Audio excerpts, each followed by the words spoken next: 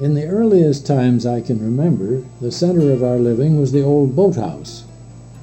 Some of us slept in the loft, and the rest slept in tents, mostly up on the top of the hill. Grandpa and Grandma Snow had a 10 by 12-foot cabin.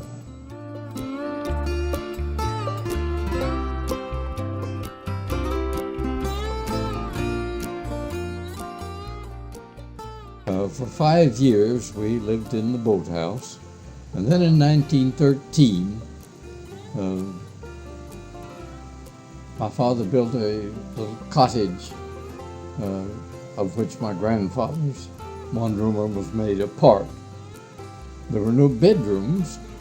There was a little space behind the chimney in which for a while my father and mother had bed, but they much preferred a big tent. We built also a dining room and kitchen up there on the hill, so that while we boys still lived in tents on the hill, we had all our meals up there, and by that time a pump had been put in down at the base of the hill so that we could pump water and carry it up.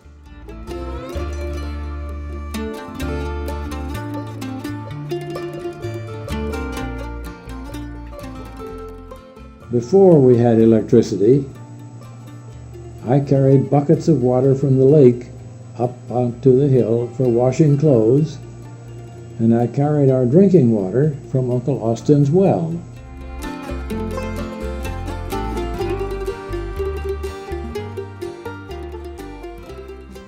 I remember that as late as 1918, we had a washing machine up the hill, a hand-powered one at one time.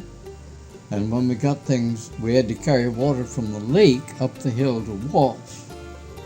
And I would have to carry 6, 8, 10 buckets of water from the lake. And then we brought the clothes down the hill to hang them out, because there was large open space down here with good breeze and sun, and up on the hill there wasn't much.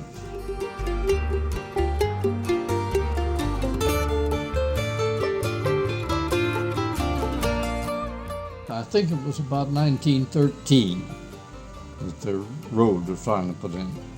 Up until then, we came by boat to Frankfurt from Chicago, and a man with a lumber wagon met us at Frankfurt and hauled the baggage and the ladies and small children around on the beach.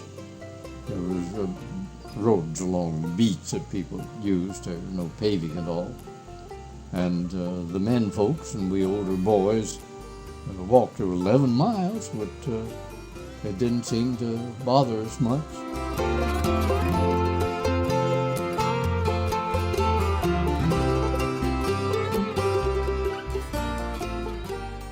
In the earliest days, we rowed a boat half a mile east to the Burns farm and got a supply of milk each morning. If we wanted provisions of other kinds, we rowed to Beulah.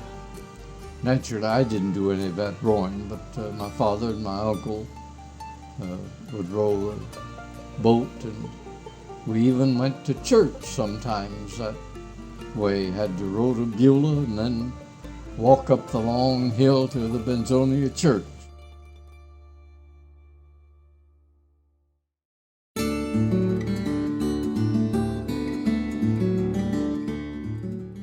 Morning we went out in the rowboat fishing. We caught minnows in a seine net just off the shore here, so we always had plenty of bait. And we went out every morning expecting to maybe catch some perch. If we did, we had them for lunch.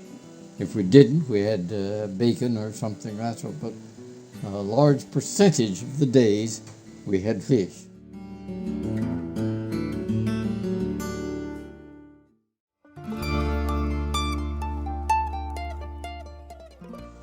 We had quite a steady and gradual erosion of the shore.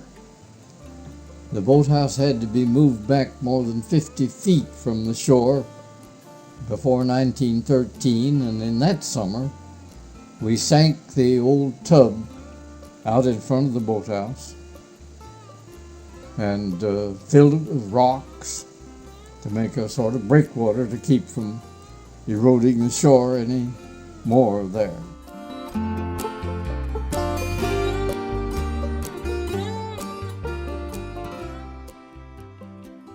But by 1915 or thereabouts, the Gus Rogers had developed quite a cherry orchard, and we boys started working there. And every summer we went back to pick cherries for a number of years. In fact, in 1920, I was the cherry boss that season.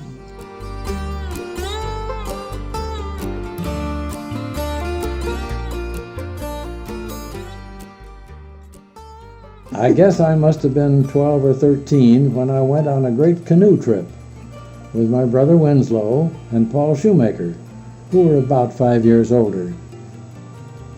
We went across Crystal Lake to the outlet stream and waded down it to the Betsy River, floating or carrying the canoe, then down the Betsy to Frankfort and around the Lake Michigan shore to the mouth of Platte River.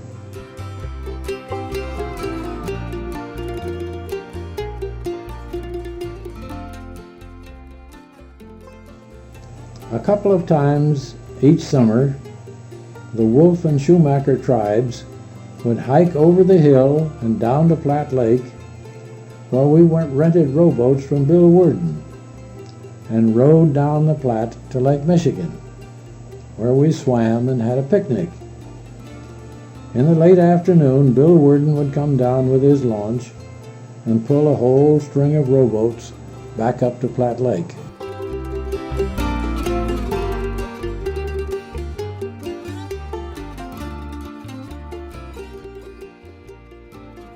I really miss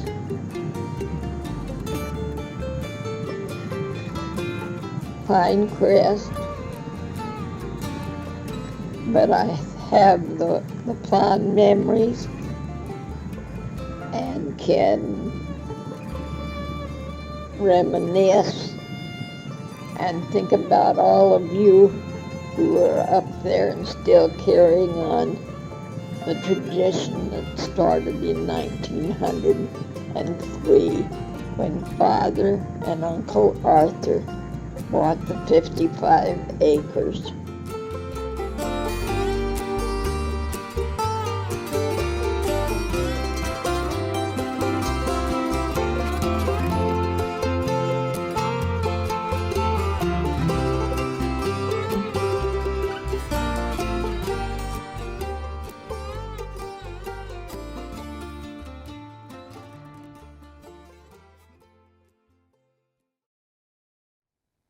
Now I'll sing yous a fine old song made by a fine old Paddy's Pate, of a fine old Irish gentleman who had the divil a taste of an estate, except in a fine old patch of potatoes which he would like exceedingly to eat, for there were beef to him and mutton too, and barn around rasher bacon now and then, or a rusty red herring, almost every other sort of mate. For he was a fine old Irish gentleman, one of the rail old storm. His cabin walls were covered over with the fine old Irish mud, because he couldn't afford to have any paper hangers, and he wouldn't have given a farthing for them if he could.